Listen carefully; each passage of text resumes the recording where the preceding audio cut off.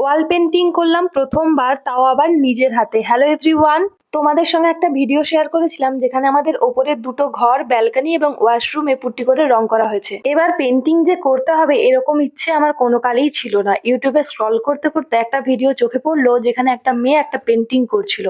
সেটা দেখে আমার খুব পছন্দ হয়েছিল, তো সেটা আমি স্ক্রিনশট করে রেখেছিলাম। ওপরের ঘরগুলো যারা কালার করেছিল তাদেরকে স্ক্রিনশটটা দেখিয়ে বললাম ওরা পেন্টিংটা করে দিতে পারবে কিনা। ওরা বললো ওরা করতে পারে না, তাই আমি ভাবলাম আমি নিজেই করে নিই। প্রথমে পেন্সিল দিয়ে ড্র করে নিয়েছিলাম, তো তারপর কালার ইউজ করেছি। আর এগুলো জানো তো, করার সময় এত ভয় পাচ্ছিলাম আমি, বলার মতো নয়। কোথায় কালার লেগে যাবে, তারপর কি হয়ে যাবে, আর ওয়ালটা পুরো ড্যামেজ আর নন্দকোষ হয়ে যাবে, আর তারপর বাবা আমাকে বকাবকি করবে। তারপর আর কি, আবার যারা কালার করে তাদেরকে ডেকে কালার করা হবে, এটাই তো হবে, আর তো কিছু হবে না।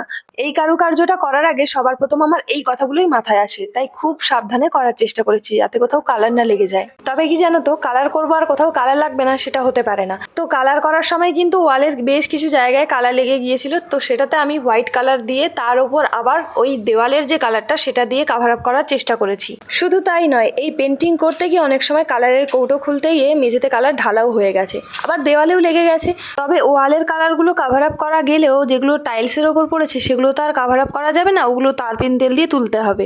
চলো চলো এবার পেন্টিংয়ে ফোকাস করো। দেখো তো, এই যে ব্লু এর পাশে যে পার্পেল কালারটা দিচ্ছি, লাইট শেড এটা পার্পেলের, তো এই যে দুটো কালার, এই দুটো কালার কোথায় আছে বলতে পারবে কেউ? যারা আমার রেগুলার ভিডিওস দেখো, আমি জানি আমি রেগুলার ভিডিও দিতে পারি না, কিন্তু যারা আমার ভিডিওগুলো দেখো তারা অনেকেই জানো যে এই দুটো কালার কোথায় রয়েছে।